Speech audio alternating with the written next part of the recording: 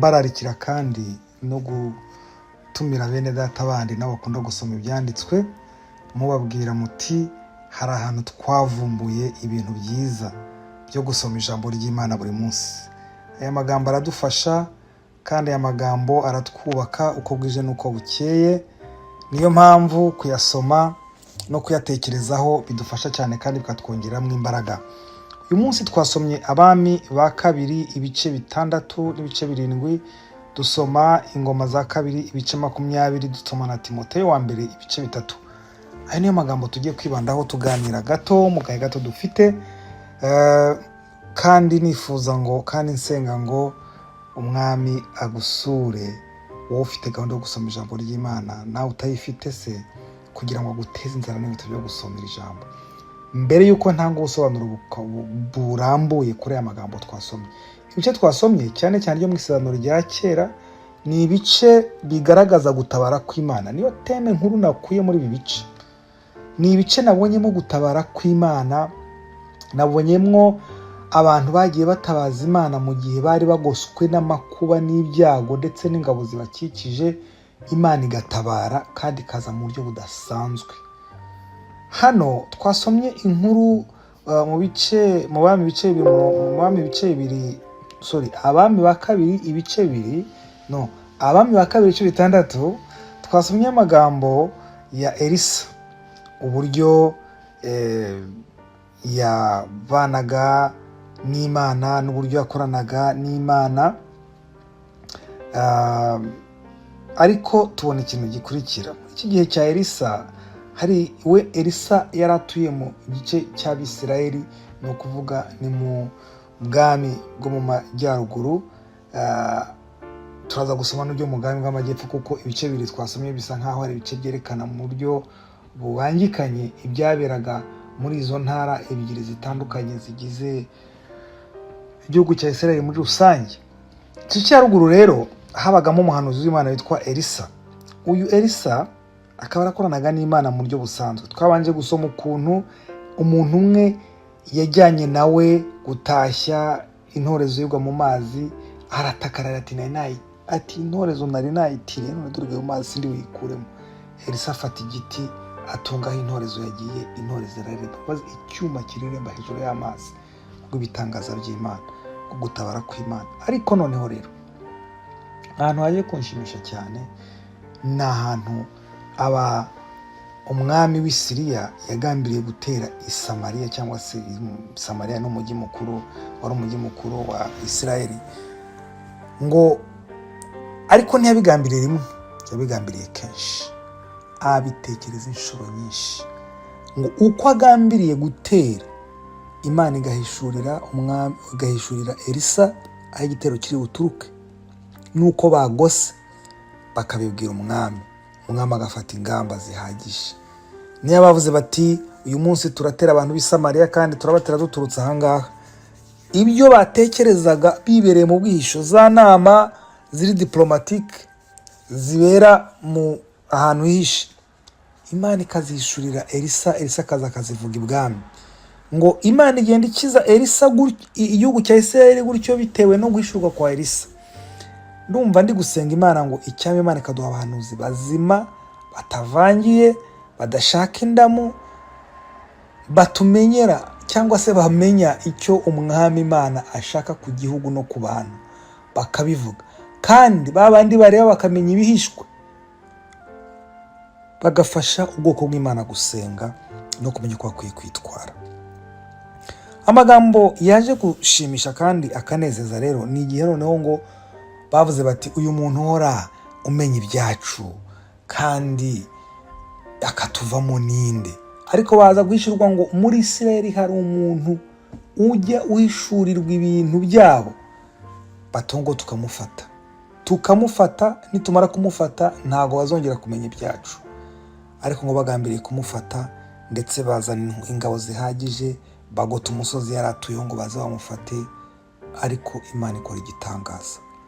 Amagambo twasomye ku murongo wa 17, Abami ba kabiri 6, haranditse nuko Eliya arasenga ati Uwiteka ndakwinginze muhumura amaso arebe nuko Uwiteka ahumura amaso y'uwo musore, arareba abona umusozi wuzuye amafarashi n'amagare by'umuriro bigose Elisa. Elisa yari azi ikimugose. Elisa yari azi ko agoswe n'Imana. Elisa yari azi ko agoswe n'ingabo zikomeye.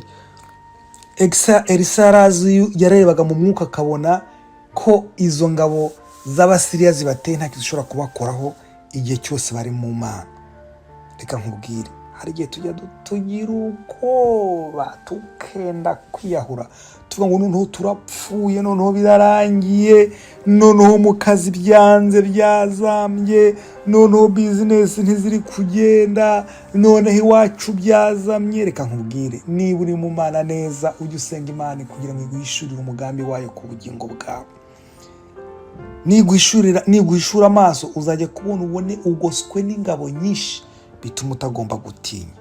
Akenshi turatinya kuko tuba tutaba tureba ibihishwe, ariko isengesho mfite kuri wowe ni ukugira ngo amaso yawe ahumuke amenye icyo umwami agushakaho.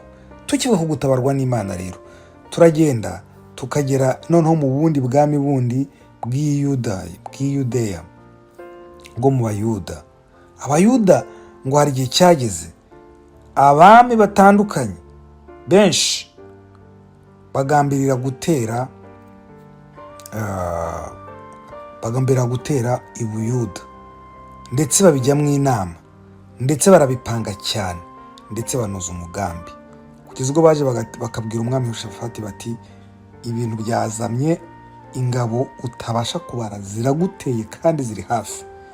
Nakunze ukuntu uyu mugabo yarejeje, nakunze ukuntu uyu mugabo yafashe icyemezo yafashe. Yaravuze ati nta kindi tugomba gukora, mureke twese dushaka Uwiteka. Atumira abantu bose bo mu gihugu, abana, abagore, abasaza, abakecuru, abasore, arabwira ati reka mbabwire ati nta kindi turi bukore usibye gushaka Uwiteka, tugashaka mu maso he.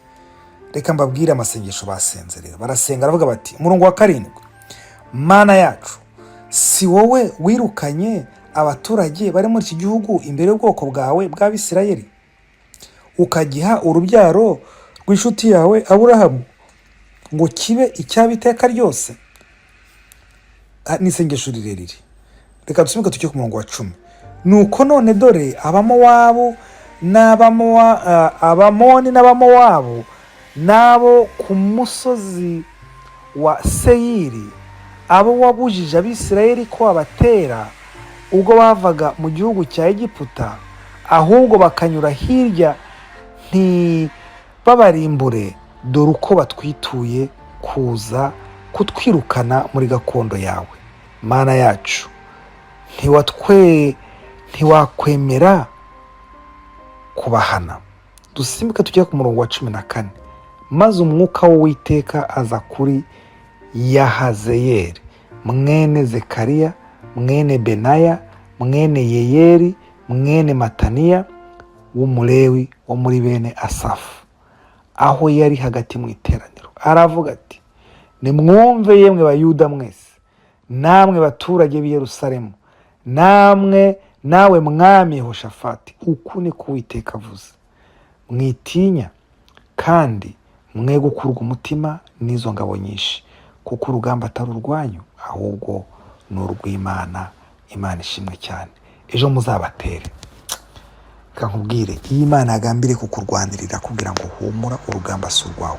Reka kuri uyu mugoroba tubwire muri iki gitondo aho uri, ubwire Imana uti, Mana, urugamba ndarwaye urwawe. Ibyo urwana nabyo, ibishaka kukwambura, ibishaka kukurwanya, abashaka kuguhuguza, abashaka kugira ngo bakutware ibyo bakunyanganye, gakondo yawe bayikunyanganye, bakunyanganye iby'Imana yakugeneye. Ubwira Imana uti, Mana, ntiwavuze ngo nitugusenga uzatwumva? Niyo mpamvu dusenga. Ujye usenga wibutse Imana amasezerano. Uyibwira uti, Mana, si wavuganye nanjye ukambwira ngo uzangirira neza, none bishobora gute ko aba bantu bashobora kuza kuntera kugira ngo bangambanire, baze bansange, bantware, bangire gutya? Ndagira ngo nkubwire ngo senga Imana kandi winginga Imana, izagusubiza.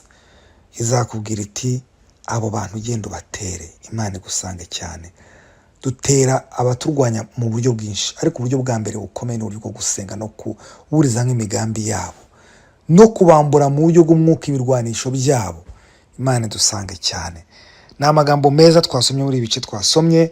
Iyo tugeze muri Timoteyo ho, nabahatira rwose gusoma igitabo cya Timoteyo mukakirangiza, kuko ni igitabo kirimo inshingano z'abakozi b'Imana cyane, ni igitabo kirimo inshingano z'abakuru b'itorero, kandi kikamo n'inshingano z'abadiyakoni, uko bakwiye kwitwara n'uko bakwiye gukorera Imana.